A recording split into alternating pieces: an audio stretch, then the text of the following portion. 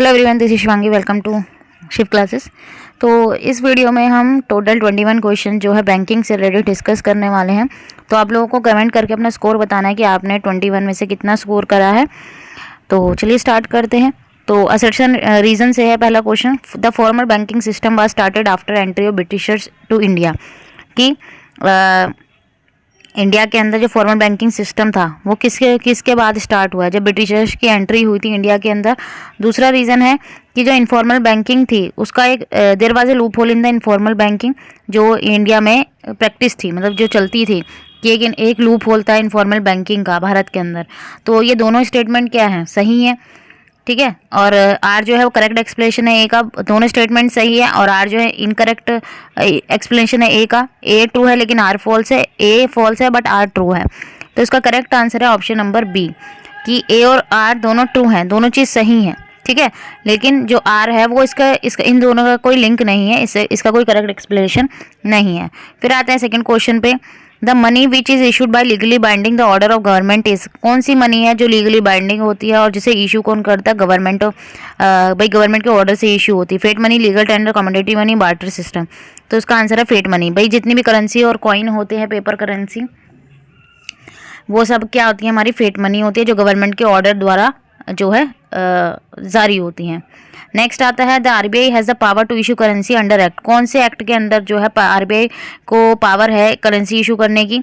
कौन सा एक्ट है? 35, 32, 1934, 1936। तो ये एक्ट है 1934। तो करेक्ट ऑप्शन है हमारा सी। नेक्स्ट क्वेश्चन पे आते हैं। Which of the following is not a fiat money. Fiat money मैंने अभी बताया, जितने भी कॉइन्स है, पेपर करेंसी है, वो सारी हमारी क्या होती है? फेट मनी होती है। तो यहाँ एटीएम कार्ड्स हैं, डिमांड ड्राफ्ट है, चेक है, जो ना ही कॉइन है और ना ही कोई करेंसी है। तो ऑल ऑफ द अबव इसका आंसर है। उसने बोला है कि इसमें से नहीं है, तो कोई भी नहीं है, ठीक है। Consider the following statement. हमें इसमें से बताना है कि कौन सी स्टेटमेंट करेक्ट है। पहली है फेट मनी की कोई अपनी इंट्रिंसिक वैल्यू नहीं होती है। ये लीगल टेंडर होती है, करेंसी जो डिक्लेयर करी जाती है गवर्नमेंट के द्वारा। गवर्नमेंट इशू कर सकती है फेट करेंसी को और उसको लीगल टेंडर सेट कर सकती है और एज ए स्टैंडर्ड ऑफ डेब्ट रिपेमेंट कि भाई आप इससे अपना जो है कर्जा चुका सकते हैं। भाई गवर्नमेंट ने एक कागज़ का टुकड़ा लिया, उस पर गवर्नमेंट की स्टैंप है, गवर्नमेंट ने बोल दिया कि भाई आज से ये जो है ये करेंसी है। भाई 500 का जब डीमोनेटाइजेशन हुआ था, भाई जब नोट जो चेंज हुए, ठीक है, जब 1000 का और 500 का नोट जो है वो चेंज हुआ, बंद हुआ, तो भाई उससे क्या हुआ है?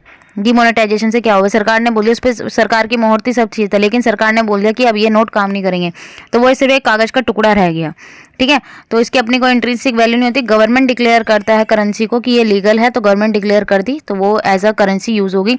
तो कौन सी स्टेटमेंट ट्रू है इसके लिए? First and second only, one only. तो दोनों ही जो स्टेटमेंट है इसकी करेक्ट है। तो करेक्ट ऑप्शन है नंबर ए। फिर आता है आरबीआई ने कौन सा ऐप लॉन्च करा है विजुअली चैलेंज पर्सन के लिए कि वो आइडेंटिफाई कर सके करेंसी नोट? भीम, उमंग, मनी, माई गवर्नमेंट। तो इसका करेक्ट ऑप्शन है ऑप्शन नंबर सी, मनी, ठीक है। नेक्स्ट क्वेश्चन है हमारा in relation to CBS which one is correct? CBS है कोर बैंकिंग सोल्यूशन। ये सिस्टम है जिसमें ट्रांसफर हो सकता है फ्रॉम ब्रांच टू ब्रांच या ट्रांसफर हो सकती है money from bank to bank. Each bank अपना सीबीएस होता है और सीबीएस आरबीआई कंट्रोल करता है। तो इसका करेक्ट ऑप्शन है option number B. Next question पे आते हैं। Consider the following statement. हमें बताना है कौन सी स्टेटमेंट ट्रू है। एनपीसीआई एक अम्ब्रेला ऑर्गेनाइजेशन है रिटेल पेमेंट के लिए। भीम ऐप जो है एनपीसीआई ने डेवलप किया है। भारत बिल पेमेंट सिस्टम भी जो है एनपीसीआई ने डेवलप किया है। तो कौन सी स्टेटमेंट में सही है? खाली फर्स्ट, सेकंड या तीनों या फर्स्ट और थर्ड? तो तीनों ही स्टेटमेंट सही है इसकी। C option is correct. Next question है feature of UPI for digital payment. अब फीचर क्या है यूपीआई के डिजिटल पेमेंट के लिए? By phone number, by QR code, Aadhaar number या ऑल ऑफ द अबव। तो इसका आंसर है all of the above. Next question आता है क्वेश्चन नंबर 10। हमें आइडेंटिफाई करना है करेक्ट स्टेटमेंट। तो जो नैच है एक सिस्टम है for bulk monthly payment of utility bills. NPS जो है चेक क्लियरिंग हाउस के लिए यूज़ होता है। सीटीएस सिस्टम है कंट्रोल करना एटीएम नेटवर्क को। और रुपे कार्ड जो है were not developed by NPCI. तो कौन सी करेक्ट स्टेटमेंट? तो first statement is correct, first A option is correct. Next question आता है NBFC are established or owned ATM and those ATM का, ठीक है। तो ओन्ड अपने एटीएम जो है एस्टेब्लिश करें तो उनका नाम क्या है? उनका नाम है white label ATM. Crypto currency note, अभी हमें ये 3 स्टेटमेंट दे रखी है, कौन सी करेक्ट है हमें ये बतानी है। Crypto currency note issue by RBI issue ने करा था, इसको डेवलप किया था सतोशी नाकामोटो ने, using special software and high speed computer technology use होती है, ब्लॉकचेन टेक्नोलॉजी। तो इसमें से कौन सा ऑप्शन करेक्ट है? करेक्ट ऑप्शन है option number D. Next question है consider the following liquid asset. तो लिक्विड एसेट कौन सा है, मतलब हमें डिक्रीजिंग ऑर्डर में यहाँ पे लगाना है। सबसे पहले ज़्यादा लिक्विडिटी किस में है, नेक्स्ट किस में है, सबसे कम किस में है, ठीक है। तो हमें 4 दे रखे हैं, हमें असेंडिंग डिसेंडिंग में लगाना है, डिक्रीजिंग ऑर्डर बोला है। तो सबसे ज़्यादा लिक्विडिटी किस में होगी, लिक्विड एसेट करेंसी में होगी, तो 4 पहले आएगा। तो इसका मतलब ऑप्शन ए और बी तो हमारे यहाँ कैंसिल हो गए। इसी तरीके से हमें एलिमिनेट करना है, तो फर्स्ट और सेकेंड ऑप्शन तो आएगा नहीं, तो 4। अब दोनों में 4 है। फिर करेंसी के बाद कौन सी डिपॉजिट आएगी, डिमांड डिपॉजिट। तो 4132 इज आवर करेक्ट आंसर। फिर लास्ट में टाइम डिपॉजिट आएगा, क्योंकि वो एक फिक्स टाइम के लिए फिक्स होता है, तो इजीली हम उसको चेंज मतलब जाके हम निकाल नहीं सकते पैसे को। फिर priority sector lending bank in India constitute the lending to.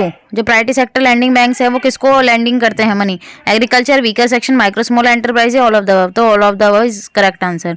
Next question है where does bitcoin comes from. Bitcoin कहाँ से आया, माइनिंग से, हमने इसको क्रिएट किया है, बिटकॉइन ऑर्गेनाइजेशन एनएस से, तो फ्रॉम माइनिंग।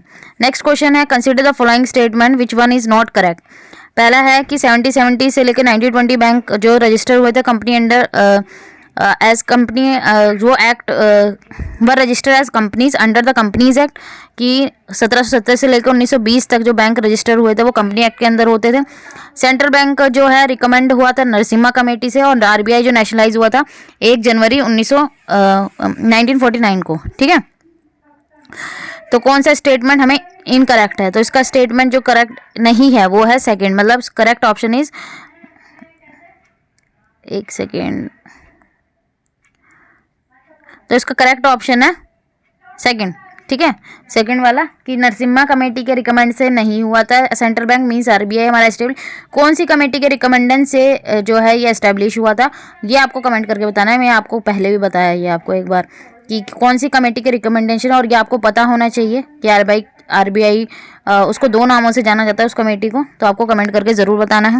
नेक्स्ट क्वेश्चन है day to date transaction by RBI highest decision body known as. तो डे टू डेट डिसीजन जो होते हैं आरबीआई के हाईएस्ट डिसीजन बॉडी कौन से नाम से जानती जाती है, central board of directors. B option is correct. Consider the following statement regarding RBI. RBI के लिए कौन सी स्टेटमेंट सही, is a banker to central bank, it formulate the administrative monetary policy, it act as an agent of the government respect of India membership IMF, it handle the borrowing program of the government of India। तो कौन सा option सही है, तो इसका correct option है option number 3, ठीक है, 3 and 4। नेक्स्ट क्वेश्चन है non schedule banks are most cooperative. Non schedule bank they can't borrow from RBI, they will maintain CRR with RBI. तो कौन सी स्टेटमेंट इसके लिए करेक्ट है, तो फर्स्ट और सेकंड जो है इसके लिए करेक्ट है, तो ए ऑप्शन इज हमारा right answer. Which of the following is not an instrument of selective credit control in India. कौन सा जो है सिलेक्टिव इंस्ट्रूमेंट नहीं है क्रेडिट कंट्रोल करने इंडिया में। Regulation of consumer credit, rationing भी होती है क्रेडिट की, मार्जिन रिक्वायरमेंट भी होती है, वेरिएबल कॉस्ट रिजर्व रेशियो नहीं होती है, तो डी इज नॉट। तो करेक्ट ऑप्शन इज डी, क्योंकि नॉट वाला बताना है हमें। लास्ट क्वेश्चन है हवाला ट्रांजेक्शन रिलेटेड टू पेमेंट्स। कौन से पेमेंट से रिलेट होती है, received in rupees against overseas currency and vice versa without going through the official channel, ठीक है। तो ऑफिशियल चैनल के थ्रू ना जाके जो है जब करेंसी एक जगह से दूसरी जगह जा रही है, दूसरे देश में जा रही है, तो यहाँ रुपीज़ का लिया, received in rupees against overseas currency, rupees receive हो रही है किस करेंसी के, भाई जो बाहर से विदेश से पैसा आ रहा है, या फिर इसका उल्टा, ठीक है, दूसरी करेंसी हम ले रहे हैं, तो without growing through official channel, मतलब बैंकिंग से सिस्टम ना जैसे जाके भाई किसी गैर कानूनी तरीके से जब पैसा इधर उधर जाता है, देश की करेंसी दूसरे देश की करेंसी दूसरे देश में जा रही है, तो उसे हम हवाला ट्रांजेक्शन बोलते हैं। तो फर्स्ट ऑप्शन इज राइट। तो ये थे हमारे 21 क्वेश्चन बैंकिंग से रिलेटेड। तो आप लोग को अपना स्कोर कमेंट करके बताना है कि आप लोगों ने कितना स्कोर करा है। आई होप आप लोगों को ये सीरीज अच्छी लग रही होगी। अगर वीडियो अच्छी लगी है तो like it, share and subscribe my channel. Thank you.